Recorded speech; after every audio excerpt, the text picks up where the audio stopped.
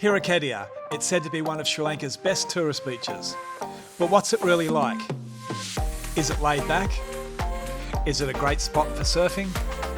Is the water really crystal clear? Or is it just Instagram hype and another overland party destination?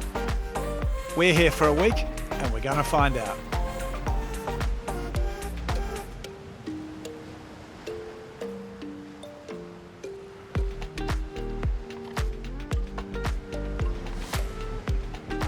Good morning Internet, it's 7 a.m, I'm at Hiriketiya, the sun is up, people are on the beach already, surf schools are in full swing.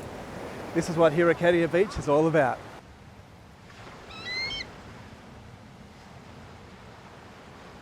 Sunrise, surf, beach, repeat. Welcome to Hiriketiya. Hiriketiya doesn't seem to have a time schedule. For some, mornings start early, and others, well, it's a late post-party start.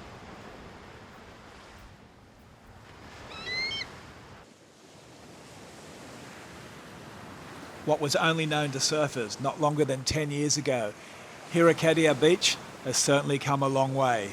Crystal clear water, golden sand, palm tree fringed. It's definitely got it all.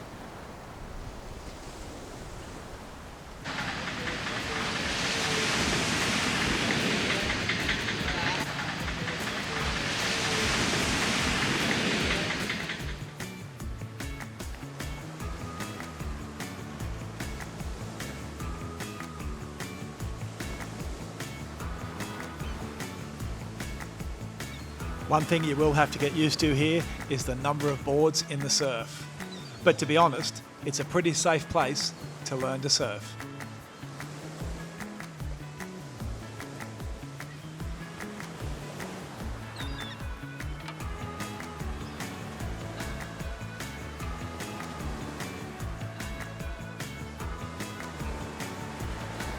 So it's early morning, beachfront cafes are opening up, surfers are heading out.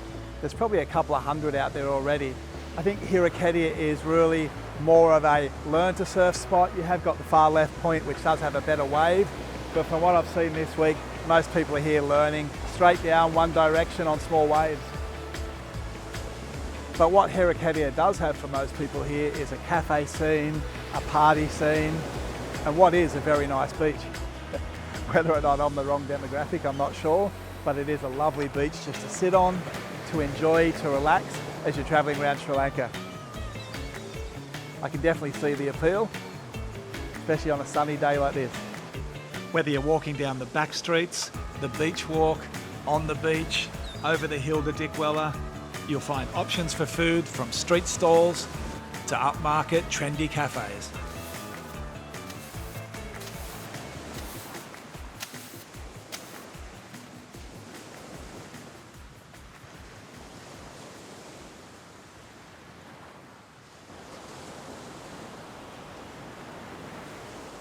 I'm at Playa. It's a beach club right in the middle of Hiriketiya. I'm just thinking this may be one of my shortest videos of beaches. Now, Hiriketiya is fantastic. It's a lovely beach. It's a very clean beach, but it's a beach, it's surfing, it's cafe culture. Not sure how much I'll get to show you here, but I'll try and give you a full overview if you're coming to Hiriketiya for that perfect holiday, what it's actually like.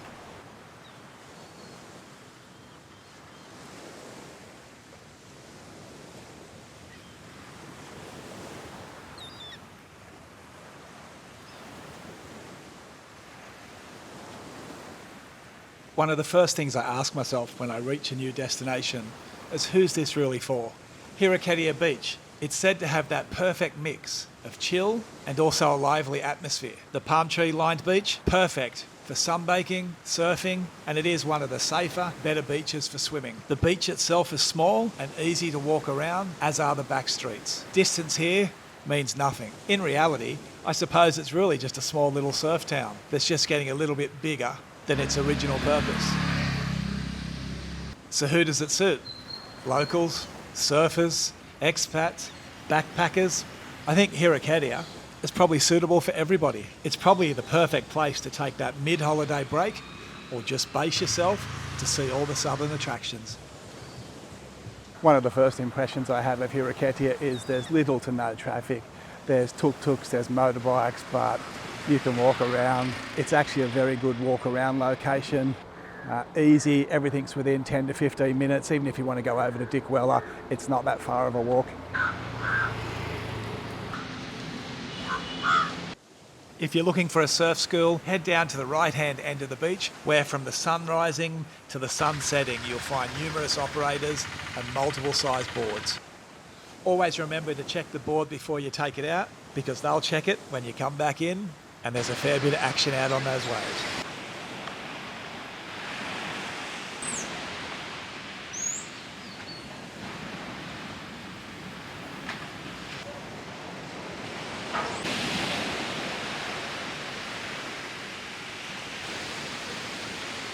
So what do you do in Hiriketiya when it's raining, the beach is washed out, the skies are grey?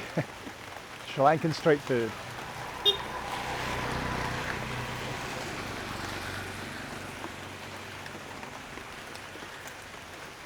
So not only is it raining, there's also a power outage today from 8 AM through to 5 PM. So there's not a lot being cooked as well today, but street food stands, they're still working.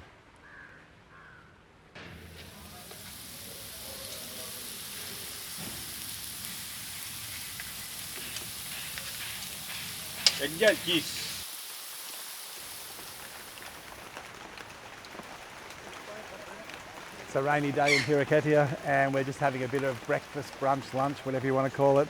And we've just gone for standard roti with some dhal. And you've also got the egg and cheese roti. So nice and easy, $5 for the whole lot, Sprite thrown in. So nice and easy. There's not many of these here, there's a lot of restaurants. But you've got the one stand here on the main road into the beach, which has got a hopper stand next to it, which is not open at the moment. And then a juice place next to that. Apart from that, we're seeing mainly more restaurants now.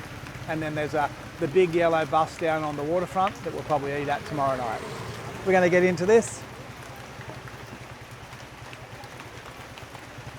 That's pretty good, that's got a nice spice to it. It's not full on spicy, but it's got just that little bit of a, boost. One thing you will find, there's a walkway between Hiriketiya Beach Road and Hiriketiya Road. There's the Lagoon. As you walk through here, it's full of monkeys. There's a really big monitor lizard, and every now and again you'll see one of the grizzled grey squirrels. But it is a good cut through if you don't want to walk down the beach and you just want to go from one side of town to the other. Monkeys jumping everywhere. What you doing? It's easy to get them confused. Hiriketiya Road on the western side, Hiriketiya Beach Road on the eastern side. And on the eastern side, you're going to find lots of small cafés, bit more budget priced, teamed up with a number of hostels on the road that heads down to the beach. This side of the beach seems to be a lot quieter, a little bit more how it probably used to be. But behind the forest noises, there's a soft echo of hammers. On Hiriketiya beachside, there seems to be a lot more smaller little cafes, better priced, and a pretty good range of rice and curry, hoppers, all of the good Sri Lankan foods.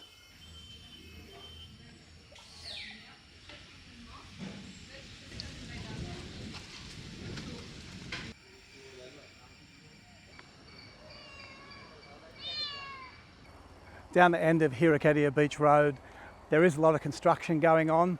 The ruined Hiriketiya, it's probably going to be one of the biggest beach bar, beach clubs on Hiriketiya. It's probably going to change the landscape here a little bit.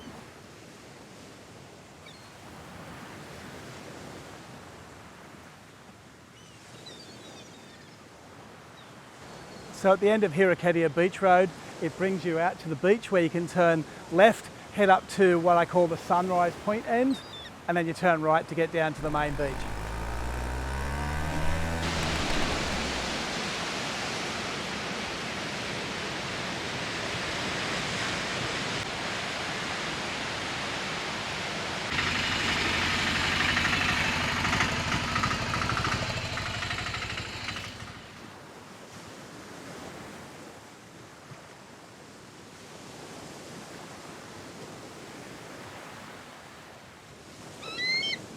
If you head out onto the eastern side of the cove, you'll find Ra.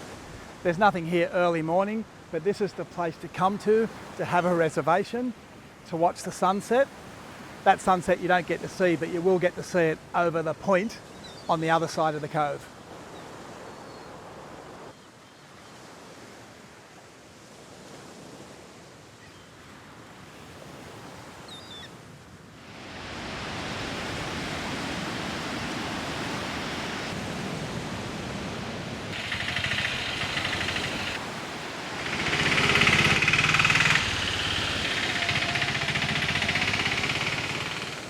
The beach, as I've said before, it's pretty easy to walk from one side to the other.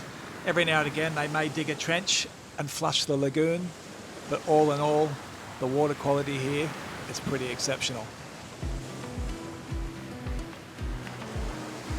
If you're after an easy lunch or dinner, try and catch the yellow food truck. It's got tables and chairs out on the sand and does a pretty good menu.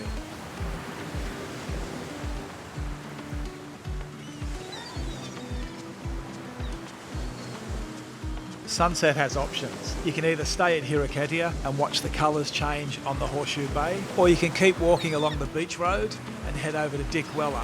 It's a little bit of a hill, but it's only 15 minutes, and there you can watch the sunset across the ocean. So the rain kept going, but we've had a fantastic time at Hiriketiya. Tonight for sunset, we've walked over the hill to Dickwella, just to have a look at what this side is like. It looks like the beach is a lot more remote over here as well. There was a lot of places to eat and stay as we walked over the hill. So that is something that's becoming a lot more developed. And I'm just looking across here at Dickwella, and you can see over on the skyline a lot more developments going up there where the palm trees are. But still nice and peaceful. But I'd get to Sri Lanka sooner rather than later.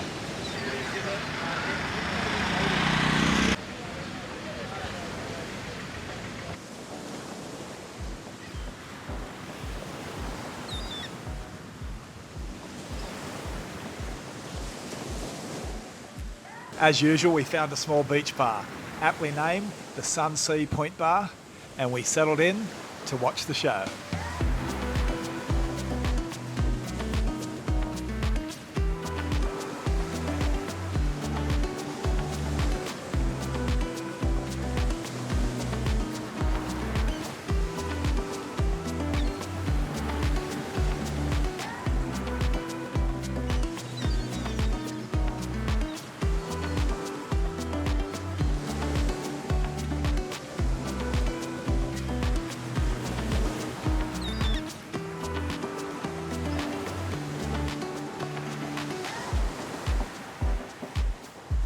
After sunset back at Hiriketiya, bars like Bar Utopia, Dots, The Hangout and numerous others all turn up the volume and the Hiriketiya party starts to begin.